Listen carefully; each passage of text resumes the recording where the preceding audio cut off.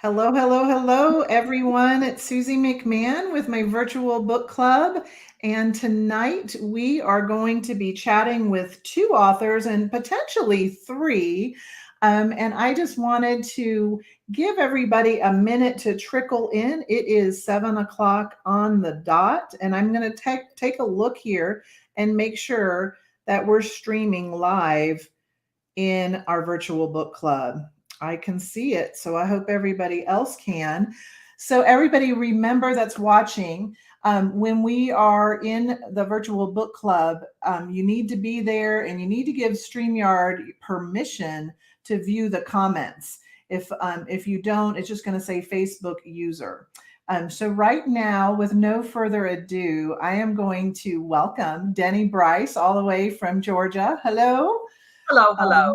Hello, hello. Just so everyone knows, there is inclement weather down in Georgia, and safety is our number one. Like everyone,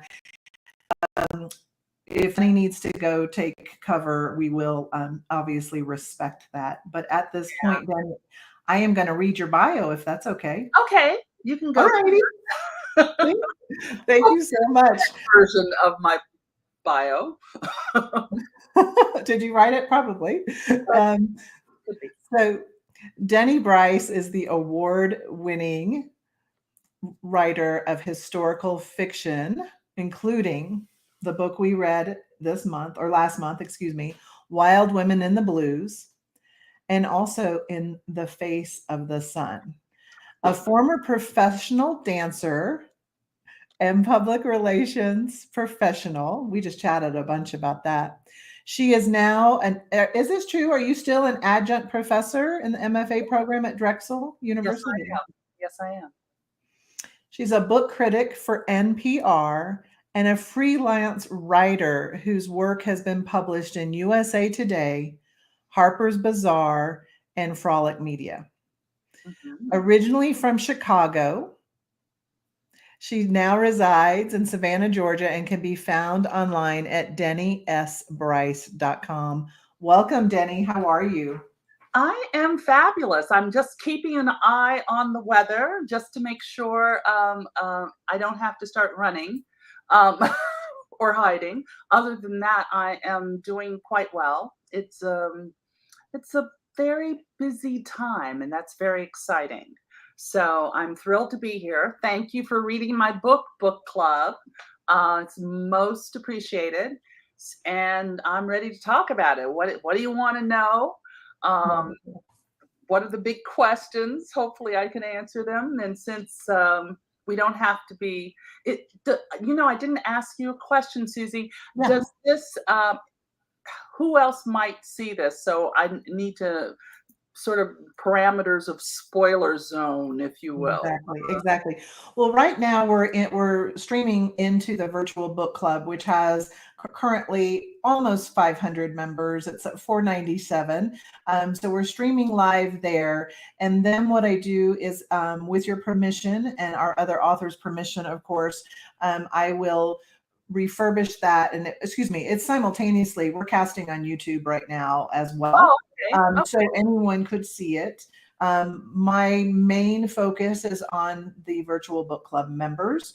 And then, of course, with your permission as well, I usually turn the audio version of these talks into a podcast.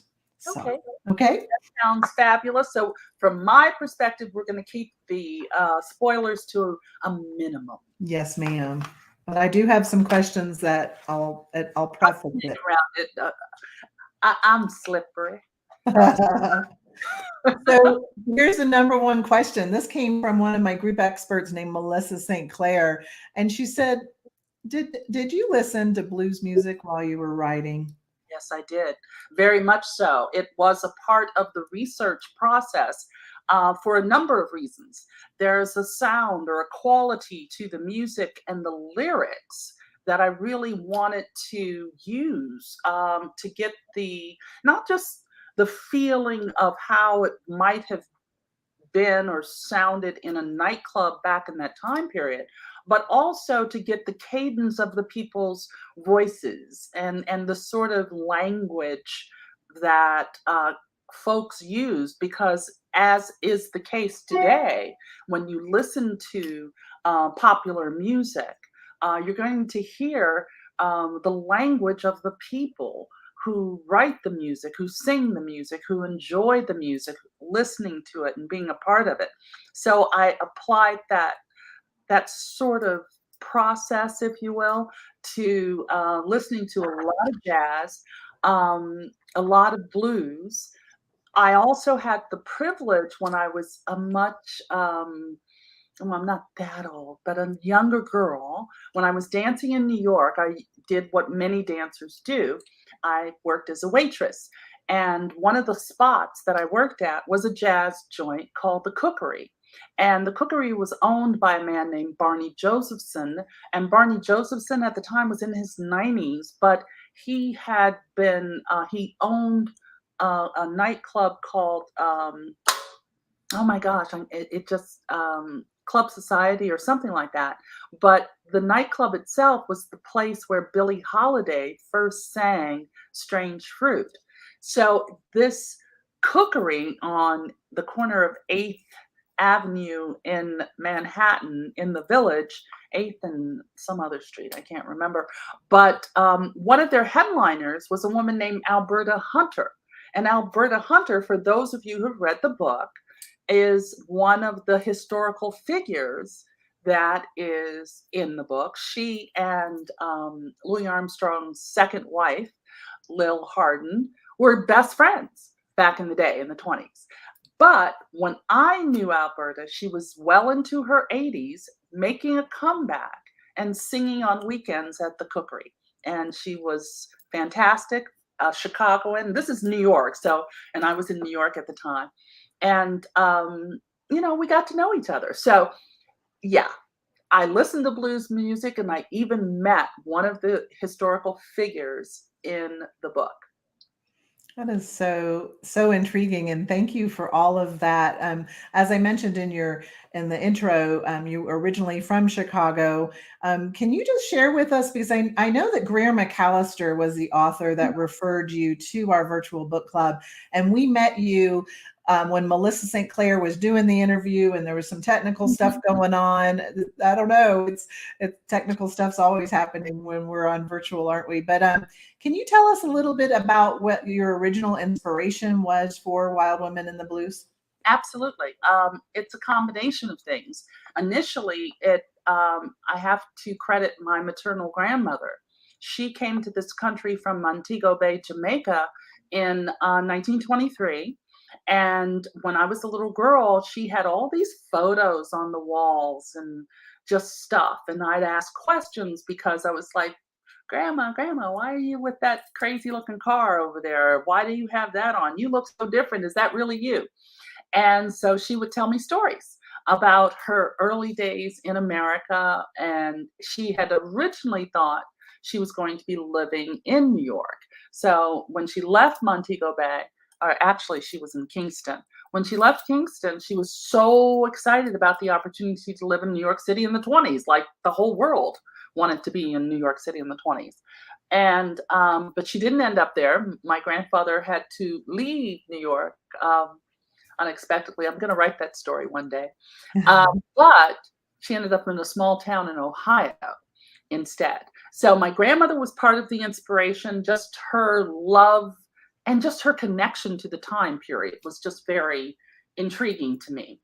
Then the other one was, I guess, Alberta Hunter in many ways. And then, of course, I have to look at my youth as a dancer, professional dancer, because I've danced professionally for a decade. And so much of, especially, I'll call it the locker room scenes, if you will, or the dressing room, was really a part of just how we connected as dancers during that time period, because there was definitely a found family, but also found conflict that was so much a part of the day-to-day. Just because you worked so hard rehearsing and doing all of these things, and then when you connected before showtime, there was a whole different tension. Absolutely. I can only imagine. I mean, all I do is little Facebook lives and YouTube lives, and there's, before a show that, your house can be in a tornado zone right now, or you got family running around. So is Yeah. everything, I just wanted to check in. Is everything okay with any alerts that you're getting? My phone is right here. Okay. It hasn't gone off since the first thing an hour ago. And Okay. so they said it was only going to last a certain time. Now we're under a watch until Okay. 9 o'clock. That So sounds, that's much better than a that is warning. much better. Yes, ma'am. They were saying, go to barricades now in the last one. Exactly. Yeah. So another question I have for you, this one's coming from Shoshana. She's a virtual book club member, and she said that she loved the story. She loved the alternating between Honore and Sawyer. Mhm. But she's wondering why you chose that scenario for your characters. A lot of authors we've read recently have that back and forth. What was your reasoning for doing that? Well, I think that one of the key reasons it's a way to sustain mystery and tension because you are able to have a, a track, if you will, of emotions that don't necessarily look like they're going to connect, but they do connect. They keep weaving or bouncing off of each other, might be another way of putting it. I used a similar one I'll tell you about this book later. Whoop! I always forget. Can't wait. I can't wait. I'll tell you a little bit about that, but I also use the dual storyline approach in that as well. But definitely sustaining mystery um, and emotional arcs. You can really play as an author, at least I did with that book with Wild Women in the Blues. And keeping in mind, Wild Women and the Blues was my debut novel. So I'm working on my second novel is completed, and now I'm working on my third and fourth novel almost simultaneously. But the thing, Congratulations. it's fun. It's definitely an experience. But that whole dual storyline. First, I love dual storylines. I love reading them. Some of my favorite authors who use them, I feel beautifully, include Beatrice Williams, Kate Quinn, Chanel Cleaton. Chanel Cleaton did a beautiful job in The Last Train to Paris? no, it's The Last Train to Okay. Key West is Oh, the name the of Key West. Okay. book Yeah. or the one that's about to come out, I think. And then some other authors. I mean, it's just a one or multiple POVs is another approach. You don't need to do the time slip. I did something they also call time slip, Mhm. but multiple POVs also give you that um, opportunity to really deliver story in a certain way that just gives the reader our goal feel is to give the reader another type of experience with character and emotion because you're like, oh, now I see how these characters could connect, and then you connect them if it works. That's all No, the thing. I'm I'm I'm assuming POV means point of view. Is that Yes, what? I'm Okay. sorry. It's okay. Yes, No, I just wanted to double check. So absolutely. I have one more question before I'm going to have you talk to me about what you're working on. So let me do one more question about Wild Women in the Blues. Okay. One was, um, I'm switching over to this one. This is me, a white woman, asking this question. This came from another woman. She was not familiar with the term Jake and the use of black and tan. Oh, Can okay. you explain that? Sure. Everything's Jake actually is not necessarily something that you would call only spoken in the African American community. It was definitely something from the 20s. Everything is Jake. It's sort of like saying everything is A-OK. Mhm. It's just slang from the time period. Now, black and tan is significant because there were different types of nightclubs, different types of places where, in Chicago, let's stick with where the book was focused, where you could have Black and white audience members in the club, seated, watching the performers. The Cotton Club, for example, a name that is highly recognizable, was segregated. You could be a performer, but you could not be in the audience if you were African American. At a Black and Tan, there were two types of Black and Tans that I referenced in the book. One was everybody's in the space, Black, white, audience, intermingled, no restrictions. Then there was another club where the Black customers could not be seated in the same area as the white customers, but they were still in the club. So different things, but that was a term from the time period called a Black and Tan. Another thing that is very much a part of what the landscape was in that time period included the thing for dancers. Color shade was a big deal. If you did not pass the brown paper bag test, you did not get hired as a dancer, as an African American dancer, as the clubs. Wow. And that colorism is something that has transcended over time. There's always I think some of you are familiar with the attention that the actress, I can't remember names right now, and I usually do, but she was dark-skinned actress in 12 Years a Slave. She won I think she was nominated for, and somebody out there in the chat room must know who I'm talking about, please. No, yeah, I'm with you, but my brain's not processing quick enough tonight. I'm getting small alerts. Yeah, I'm getting small alerts because the tornado is around. But hold on. Could you hold? Yes, I can hold. I'll get back to you in a second. You do that as you're needing to, and I will just state to everybody that Denny is so generous. She has a lot going on right now.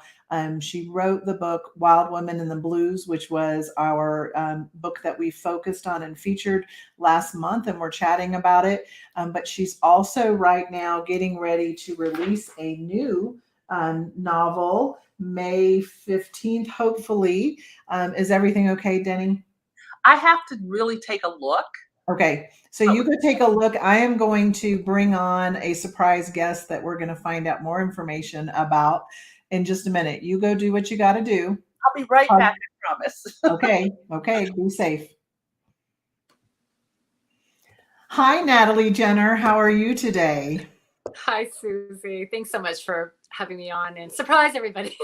Surprise everyone. So as we had talked about prior to the beginning of this show, if there was any inclement weather coming too close to Denny, we were just going to switch gears. And Natalie is our future featured author being recommended by Denny Bryce. And I can see Denny's room and I'm watching that, but I'm going to have Natalie tell us how she knows Denny. And then I'll have Denny come back and share with us her introduction of you when it's A-okay. So Natalie, how do you know Denny Bryce? Denny and I are part of a secret-ish Facebook group of debut authors who I think originally we were all like, this is so cool. Like we can share questions with each other and like wins and lows. There's lows.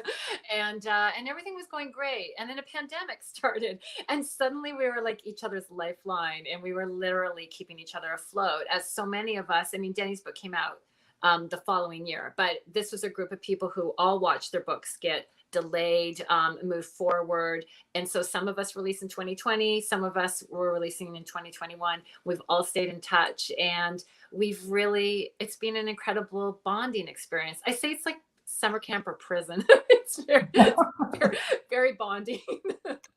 Wonderful. And I believe also too that she is a member of Blooms for Poppies, or what's the name of that group that's on Facebook?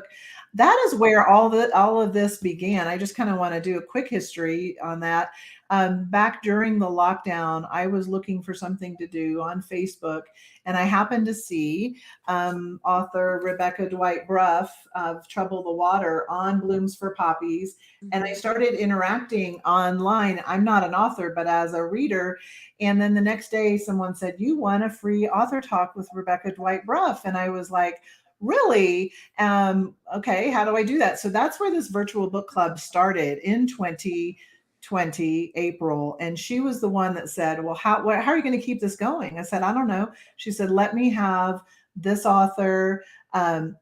Let me refer you to a future author." And that's how we are. And I have Denny back with us. Yes, you do. Is everything okay? Yeah, we got to keep an eye on it. Okay. Okay. So Natalie just told us how the two of you know each other. Why don't you go ahead and do your introduction of Natalie, and then Natalie's question is going to be, "What are you working on now, Denny?" And we'll go there. So yeah. go ahead. Well, I will say this. Natalie was in our 2020 group, which I was in, but then I got moved out of our 2020 group because there was a delay, pandemic related, to the release of my book. And Natalie was one of the early, I guess, I'm going to say superstars of our debut class. She did a fabulous, fabulous job with her debut novel, The Jane Austen Society, which was a book that just went really, into the star structure thing of novels. And that's, what's also exciting about having a success with a debut novel with the group that we were in is the amount of sharing that happened amongst us. And Natalie was always one who was like, "Well, this is what happened. This is, Here's your blow by blow." Yeah.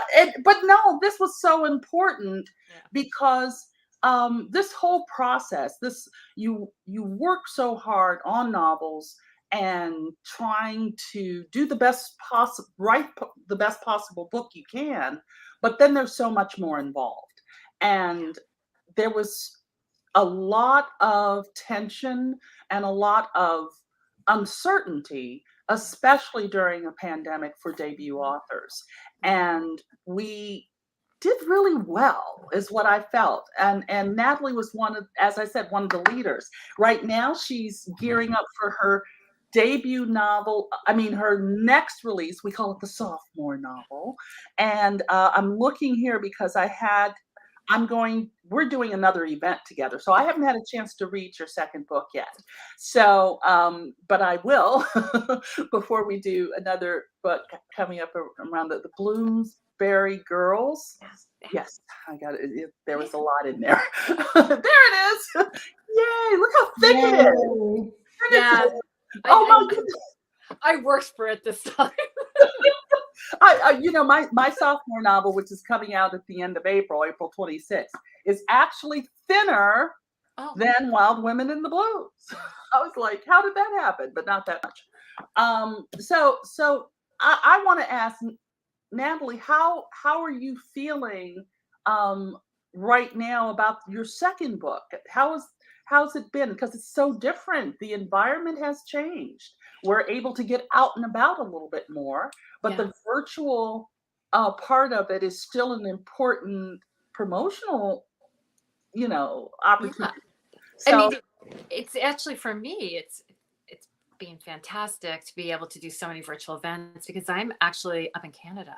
And Right. normally, just even with publishing and ticket, prices and everything, you wouldn't normally get to, have that cross country tour anymore. I mean, some people do, but, and so as a Canadian, I was so lucky because I was able to do virtual events, not only throughout the States and meet so many wonderful independent bookstore owners, but also around the world. And I've Yeah. just, at a time when we weren't able to go out much, it's been like the world came to me. It's been fantastic. And so with the second book, I'm doing again almost all virtual events from San Diego, all the way to Richmond, Virginia, and everywhere in between. And I'm so excited about that. And just doing this tonight has got my juices going because, like Denny, I've had many careers.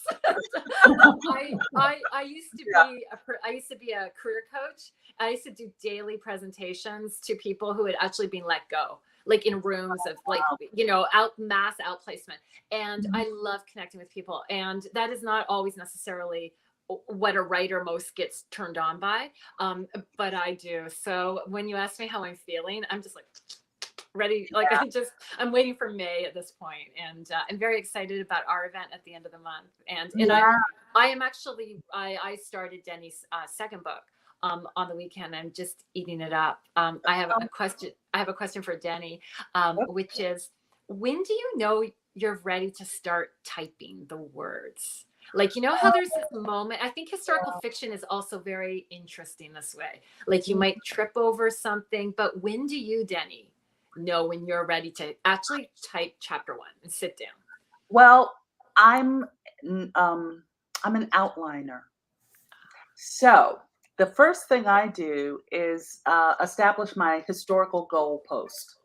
Where are those things in time, in the time period that I'm writing about, over the decades or whatever, that I can't change because they are just cemented in history, and I can't bring somebody back to life or destroy a building or stop a war. So those things I do first. Then I start to think about my characters. I outline their goal, motivation, and conflict. I use plotter. I use everything you can imagine to try and get a handle on characters. And then I let that go and I fast draft. So I don't think about the first chapter that hard. Now, I have been fortunate in the 2 books that I've sold most recently. My proposals included the first chapters. And so I figured since they bought it, they might like it. So I kept them, but I still made a lot of adjustments to them. So I fast draft first, and I don't think too hard, and then I don't write in order. Oh, I don't. yeah. I'll skip around. I could not be more different. Mm. There was this great video from Muriel Spark, the BBC documentary, and they asked her, how do you write? And she goes, first I write the title, and then I write by Muriel Spark, and I turn the page, and then I write chapter 1, and then I write the first line, and then I write the second line, and that's how I go. Oh, wow. I sit down with no idea, sentence to sentence, brick by brick, and my agent will tell you that at the end, like maybe there's like, with the first 2 books, different with the third book. The third book has very complex Italian Second World War and sort of fascist government history, and it's very complex. But with the first 2 books, I really had no idea what I was doing, or at least where I was going. And I wrote in order. So Stephen King says this too. And this was what works for me. And what I love about this question is how we're all so different from each other. Every author is as different as their process. And that is why everyone should always heed their own inner intuition and their own inner drive when they are thinking of how to express themselves, because there is no one way to do it. As Stephen King said, how can I expect the reader to be surprised if I'm not surprised? And my husband will tell you, I'll be typing along and I'll go, oh God, no, wait, that's why that person said that. And I have no idea. And that's what makes it fun for me. And I've read books that you cannot tell. You cannot tell from the finished product. You really can't. I love puzzles. And the thing about putting together a puzzle is you don't start from left to right. Yeah. So in a story, I'm drawn to the big moments. And then I figure out, how did they get there? Yeah. What happened to get them to that moment? So definitely. And then you'll talk to somebody else. I was mentioning earlier how much I love dual storylines, and some of my favorite authors of dual storylines, Beatrice Williams, Fiona Davis, Kate Quinn, blah, blah, blah. And I was at a historical fiction event with Beatrice and actually did an event with Beatrice a few months ago when she launched her third novel in her 1920 series. But she talked about, she has, I think I'm saying this correctly. If I'm not, Beatrice, I'm sorry, but I think sometimes she'll write one entire character arc Yeah. and then write the other one. Yeah. Some other people, I think Kate, and I could have this backwards, Kate Quinn will write one chapter, one chapter, one chapter, one chapter. So it's really so different from, now the only thing that is consistent with authors, every book is hard to write. They're all different. They're all different from each other. I mean, this is a thing I think Denny and I can now say as writers. I'm finishing the first draft of my third book right now, which I've sold as well on a sort of a front proposal, you know, with here are my characters are, and here's the first. This time I gave him the first 70 pages. I once gave my editor the first chapter, and like, you know, he was, you know, that was it, and we sold on that. And then afterwards, I said to my agent, I said, I'm a lawyer. I'm a former lawyer. I think I want to give him a little bit more. So I gave them about a quarter this time, and it's a completely different writing experience from the first book and the second book, and that's also what makes it fun because it keeps you on your toes. Talk about toes. The third book that I'm working on now, I have two. I have a third and fourth book that are sort of hitting heads. But the third book is set in the 19th century in West Africa and England. Cool. And it's called The Other Princess. And it's the story of Sarah Forbes Bonetta, who was an African princess and enslaved by a slave hunter by the name of King Gizo and the Dahomey, but then she was rescued at the age of 5 or 7. I think it was 5 or 7, I can't remember, and quote unquote gifted to the Queen of England, Queen Victoria at the time. Wow. So I'm writing about Queen Victoria, West Africa, blah, blah, blah, totally different sound. Yeah, absolutely. This book, very different from anything.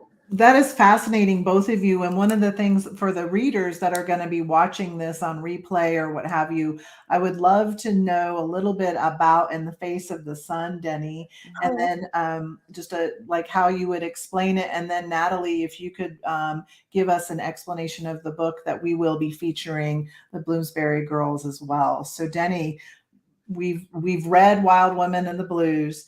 Next is In Face of the Sun. What's the premise of your book?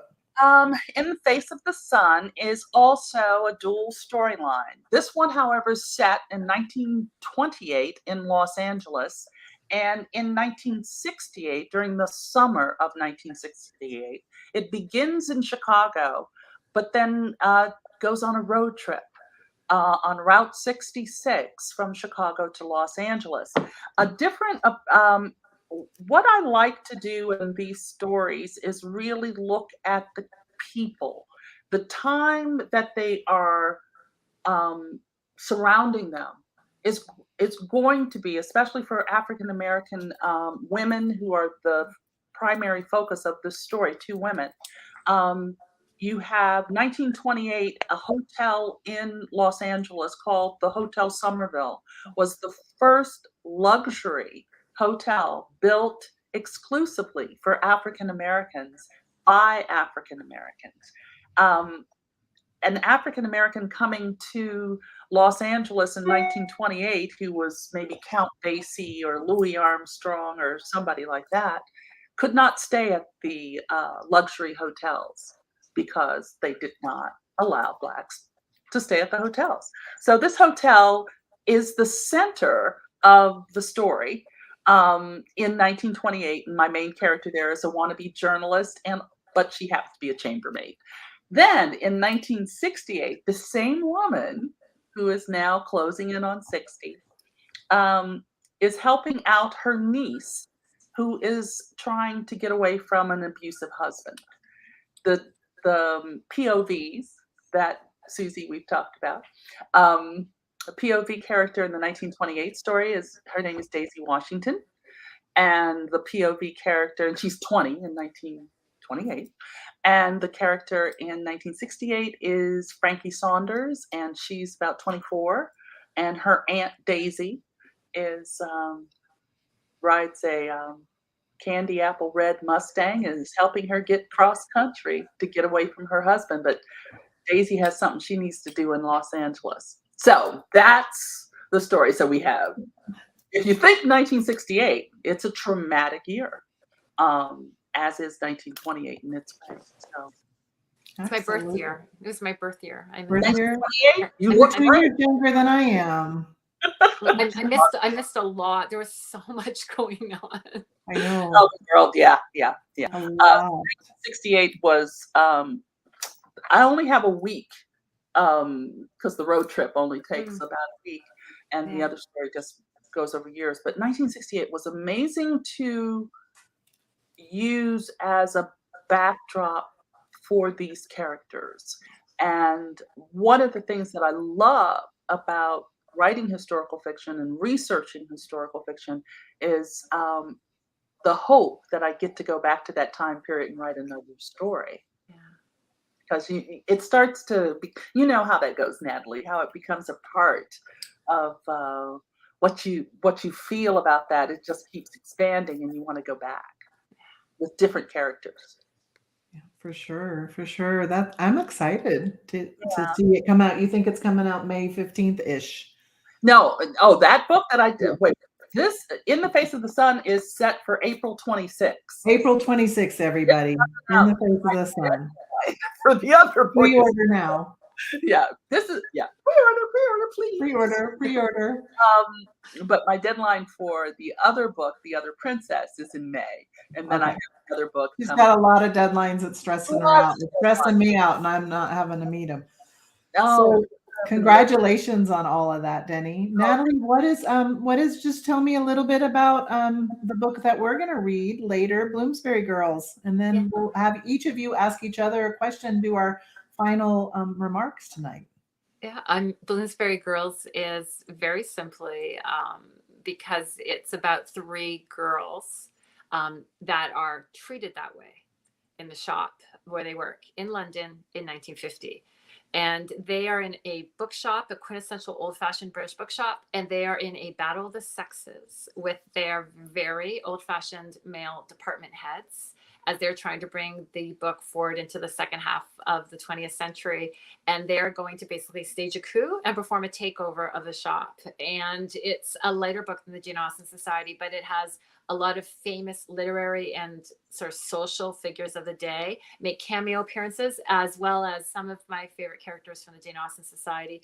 And one of the 3 girls is Evie Stone, who was one of the 8 main characters in the Jane Austen Society, and a servant girl who at the beginning of the second book has graduated from Cambridge, being foiled by her academic rival, and now has to get a job somewhere, and is going to get this job in this bookshop, but she's actually also secretly on a literary treasure hunt. So it's got a lot of different layers going on, and it's I call it Mad Men meets You've Got Mail. Love it. It's supposed to bring a smile to people's faces. I wrote it without leaving my house except once to get a routine mammogram. I wrote it in the summer of the pandemic in 2020, and it gave me so much joy to be back in the bookshop environment. So not only the time period, as Denny was just explaining, that we get to sink into these other worlds and other lives, pretty much as historical fiction writers. There's nothing better. But also I used to own my own bookshop. And for me, it was really wonderful to be able to go back into the bookstore setting and then kind of do it all over again. Because my little intrepid female employees are like, why don't we have literary luncheons? And like, why don't we put ribbon around the books when we sell them? And like, they have all these little ideas. And I realized just recently that I was like, oh, you're just doing a do-over. again. Oh my goodness. I can't wait to read. I have it. So, So Natalie, could you ask Miss Denny another question? And then Denny, you have one for Natalie, and then we'll switch over, see if I have a follow-up question. I'm gonna see if there's any live ones coming across.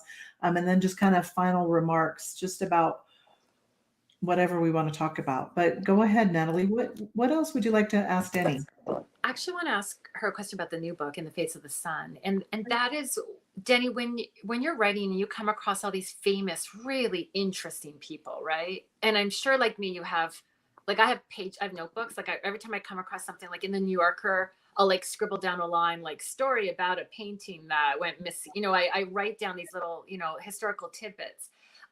And there's stuff that you have to kind of let go. But there's always a few people, real people, that you really almost wish you could write a whole book about. And yeah. in the Face of the Sun, there are so many interesting, like the dentist couple, Dubois, like there's these really fascinating people. And I was wondering, like, in your new book, is there a character that you really were besotted with and almost wish you could have just written about? For In the Face of the Sun? Yeah. I'd say, oh, that's a hard. Well, I may write about him. Who knows?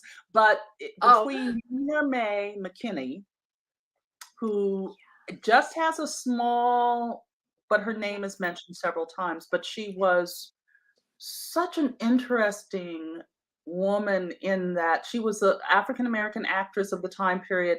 Was in King Vidor, who's a famous director, in his first Hollywood film that featured an all Black cast, and she was a 16-year-old starlet. And her career went a lot of different places. Lincoln Perry is someone that I'd like to dive into. Yeah. He's a controversial character because of the characters he played. What he portrayed was derogatory to the African American male, to the African American people. However, during the time period, he was well regarded. He was the wealthiest and first millionaire Black actor of that in history. He also did one thing, and then I'll ask you a question that I found hysterical. He bought all of the suits of names are escaping me. The wonderful Valentino, Rudolph Valentino. When he passed away, he left all of these gorgeous clothes, and Lincoln Perry bought them all and wore them because he said a good suit should not. So there are a couple people right there, but I'm going to spin that back on you because it's fascinating to me now that you've told me your process. Yeah. To your stories have all of these connecting characterizations and moments and intrigue. How do you do that when you're writing linear? How does that come to you? So in a weird way, I think what happens is that there's another author that explains it this way as well, Susie McMahon, who also writes historical fiction. She says she kind of spends a year or so sort of just living, like filling up the well and just like absorbing stuff. And then the stuff that you absorb tends to be stuff that you're kind of have an interest in. And then she does tactical research as well. I don't, but I tend to be very interested in a few things right now. So I'll find that I'm reading a lot of books about making of movies, for example, or a lot of Hollywood actors' memoirs. So I'm filling up the well with that. So then when I sit down to write, it's like the research is behind me. It's like an angel on my shoulder, and it's kind of, whispers in my ear as I write. So as I write, little things will pop out. So for example, a perfect example is that I was watching a Netflix documentary on Peggy Guggenheim, and somebody did a throwaway line in there about how she and Samuel Beckett had this affair in Paris in the 30s, and they stayed in their hotel room in the Ritz for 4 or 5 days and never left once except to open the door to a tray of sandwiches. And I immediately texted my agent and I went, oh, have to write about that. But nothing came up, right? So Yeah. then one day I'm like, oh, I'm gonna have this character. Like I want to have the men are gonna invite a male author to come speak, like, and who will be, and it just kind of like, oh wait, this is my chance to get Samuel Beckett and Peggy Guggenheim in. So it's always all kind of there, and it's waiting to be picked, and like little cherries. It's really it's a very fun and exhilarating way to write. It did not happen with the third book. so Yeah, third book. time was not the charm. The third Yeah, time was definitely. every book has its own picadillos, I guess. if you Yeah, call yeah, them that. yeah. Yeah, my third book is, as I mentioned before, is definitely, it's a different experience for me because of I've never done 19th century, Mm. but at the same time, I read someplace or saw it someplace that if you want to time travel, listen to the music of the time. Yeah. And I totally did that with this book. So it's not only the sounds of traditional African, musicality, but also Mendelssohn was a huge. I mean, Queen Victoria was a huge fan of Mendelssohn, and listening to Mendelssohn as I'm writing, because my character Sarah Bonetta Forbes was a fabulous pianist. And so these pieces, what you're saying, I sort of feel like I do, but I just go about it differently. That's the thing. We also we write, so we don't articulate. We're writing, and then it's moments like this where someone will say something, and as a writer, you'll be like, oh wait, I am doing a version of that. I haven't objectively categorized it like that, or just described it that way. Which also makes it really fun to talk to other authors. I was really, and hopefully seeing them in person again would be great. That's something I definitely miss, is that opportunity to interact and have these conversations, at a conference of some sort, or sitting around dinner and a glass of wine or what have you. There'll be no stopping me when that happens. Oh, I'm gonna historical historical novel society. They're I don't care where it is, I'm gonna be there. It's gonna be Austin, Texas, which I've always wanted to go. I've been to Austin a number of times, and it's Did we lose fun. Susie, Denny? Did we lose Susie? Or is she there? Susie, come back. Well, we can certainly. She said that we can talk about whatever we'd like to talk about next. Let's talk about. I love talking about other books as well as my own. You were mentioning Filling the Well. I miss reading so much. I'm trying to find ways to do a better job of getting more books read. I was doing when I'm writing for NPR, my editor passed away a few months ago for NPR. So I haven't been doing as much of that lately. But when I was doing that, one of the books I read, and I'm proud of this, so I have to show it. This book is called The Love Songs of W.E.B. Du Bois. Fabulous book. Look at that baby. That is 800 pages of fabulousness. I love that book. I'm going to ask you to pull out 3 books in a second. I'm going to do 2 more. Okay, here we go. I always have to give a shout out to my gal, Island Queen by Vanessa Riley. Check it out. And her next book coming out in July is called Mother, Sister, Warrior, which is going to be amazing. This woman right here, Lily King. Oh, that's an amazing book. Oh, yeah. Oh, I haven't read this one yet. I just got it the other day. But one of my most favorite books in the whole planet is called Euphoria. Oh, and, yeah. Amazing. By Lily King.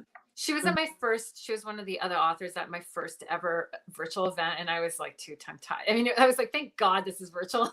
I would not be drinking wine with you and being all cool. Right? Fangirling. That's I was fortunate enough there's a book club and national book club associated with the Hurston. Oh gosh, I can't remember the name of the foundation right now, but Wild Women in the Blues, and I'm their new author of the year. So I'm going to California for the award ceremony, and the author of the year is the author of The Vanishing Half, Britt Bennett.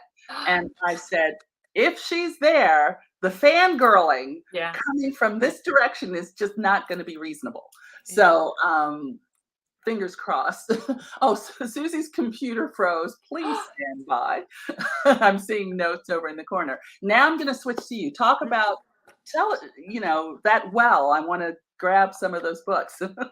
So, well, I've been reading this book about the making of The Red Badge of Courage, the movie. Oh, that's a fabulous old movie. Yeah, so it's John Huston, and it's written by the New Yorker reporter, and of course, she's back.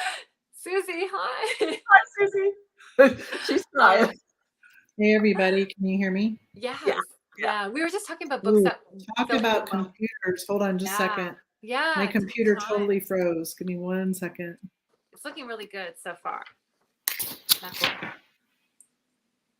So I don't know if you guys can hear me. Can you hear me? Yeah. Okay, so I can't hear you at all.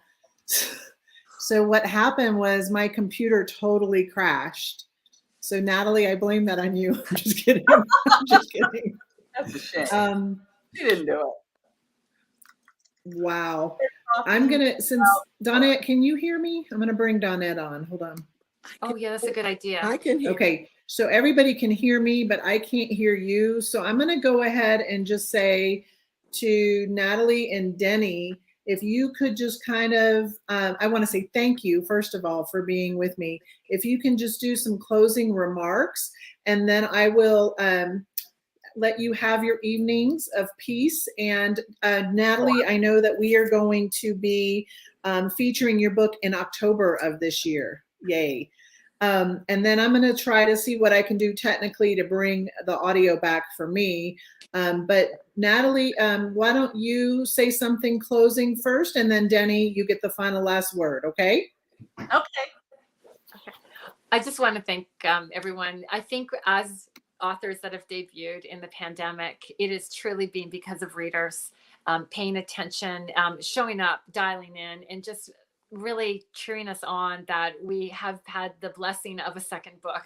So I'm very grateful for all these wonderful book clubs that exist and have started up before and during the pandemic.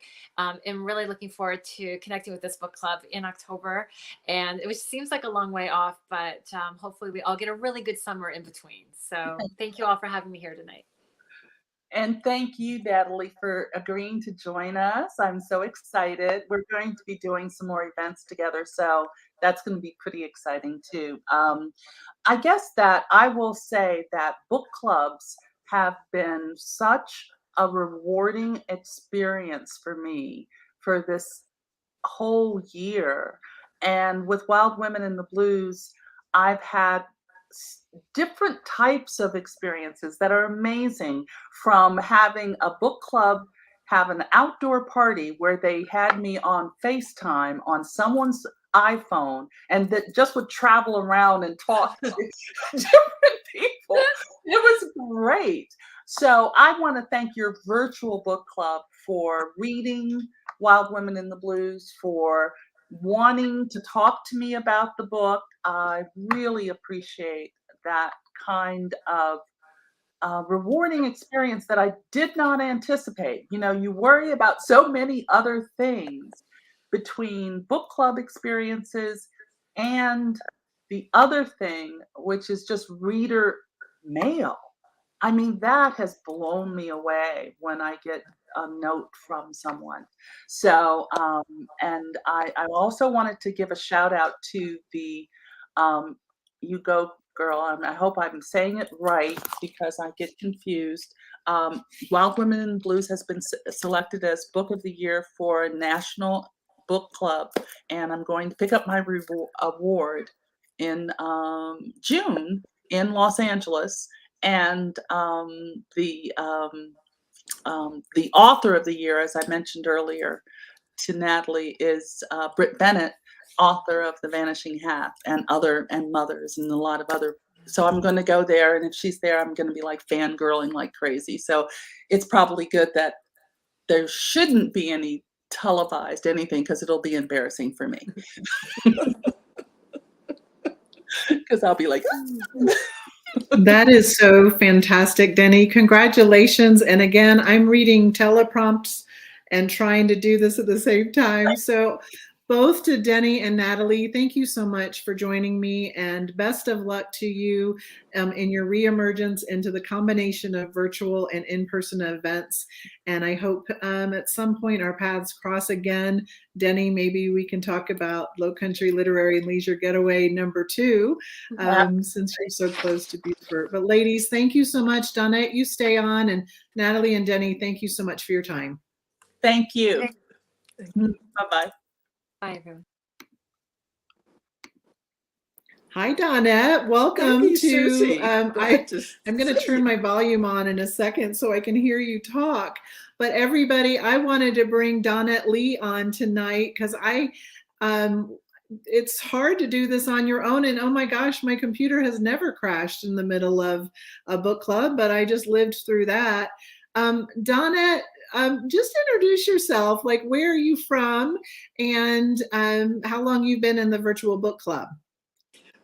Well, let's see. I now live in Georgia. I've been here about 15 years, but I am still a Mississippi girl, and also a huge fan of the Low Country and all the authors from the Low Country.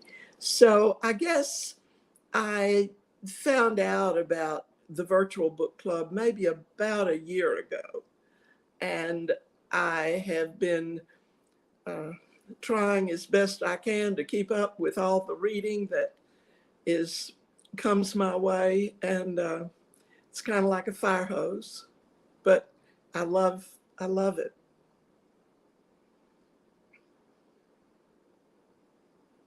Can you hear me now? Fantastic. And if I'm cutting you off, I apologize because I'm trying to do the teleprompter. But I wanted to kind of do my book club business really quick.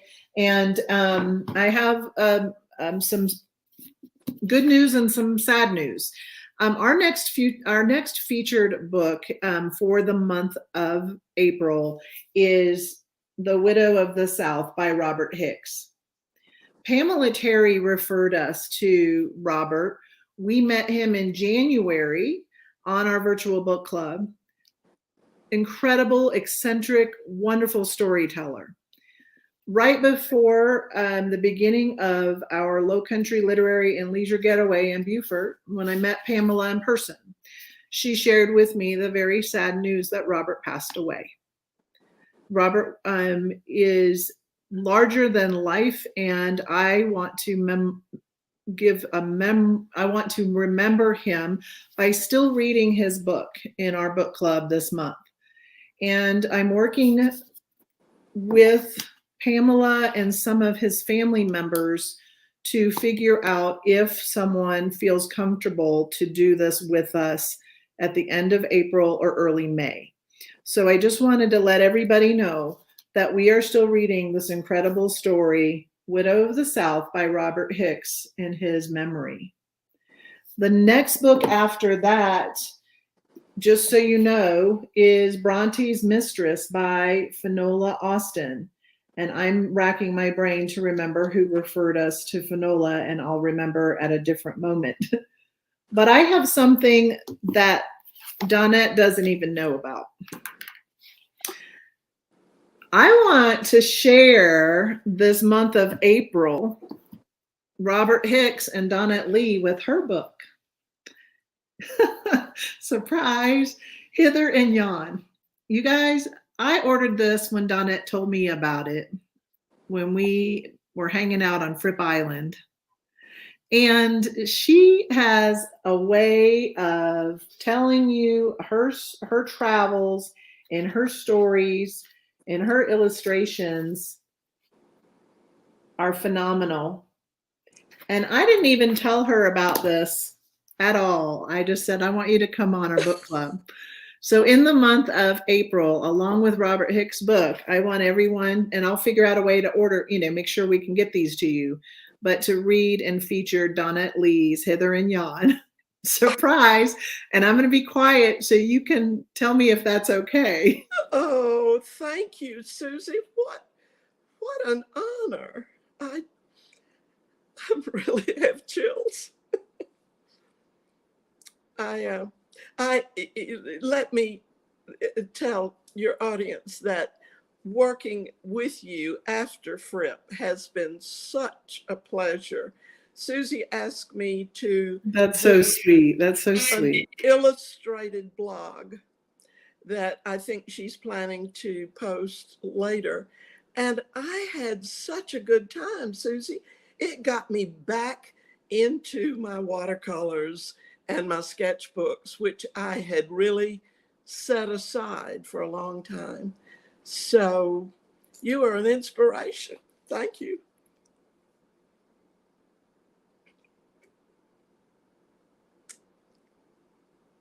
Can you hear me?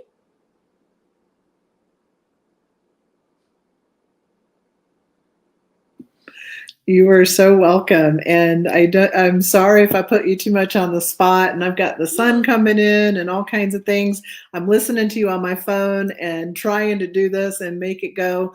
But we've been going for a solid hour now. I saw some of our friends, like Karen Weesey was on, some other people. I hope that other folks in our virtual book club will definitely watch the replay. I know we were tight with the schedule because we just met with Jennifer Daniels Neal when I was out of the country, and I wanted to, get back into our regular schedule where we feature one author and then have the meeting the next month. But just with everybody's schedules, it's sometimes challenging to get that all in a smooth flow. But I hope April date. Oh, go ahead. Hold on.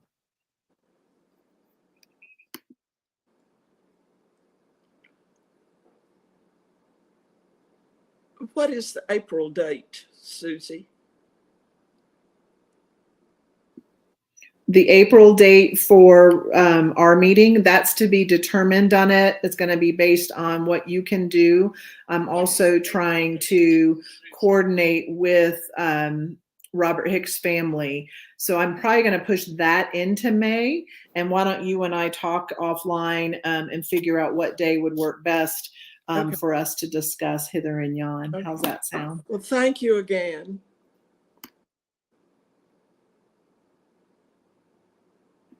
Did you say anything, Donette? I said thank you again.